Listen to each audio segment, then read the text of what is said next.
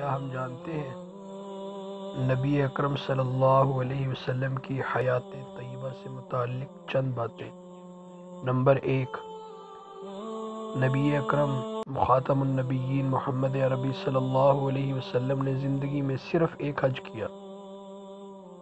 نبی اکرم محمد عربی صلی اللہ علیہ وسلم نے زندگی میں 4 عمرے کیے۔ خاتم النبیین محمد الرسول اللہ صلی اللہ علیہ وسلم نے زندگی کے 53 سال مکہ میں گزارے۔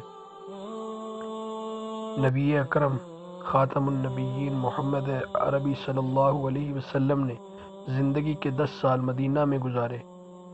محمد عربی خاتم النبیین صلی اللہ علیہ وسلم کے 3 بیٹے تھے، قاسم، ابراہیم، طاہر۔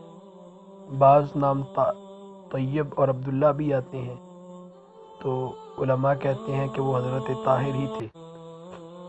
محمد عربی صلی اللہ علیہ وسلم کے ہم شکل صحابی کا نام دحیہ کلبی رضی اللہ تعالی عنہ تھا۔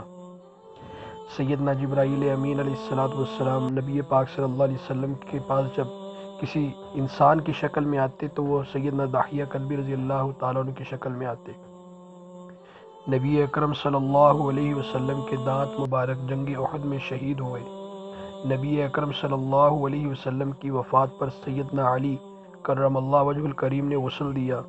نبی اکرم صلی اللہ علیہ وسلم کی تدفین کے لیے سیدنا ابی طلحہ رضی اللہ تعالیٰ عنہ نے قبر کھودی۔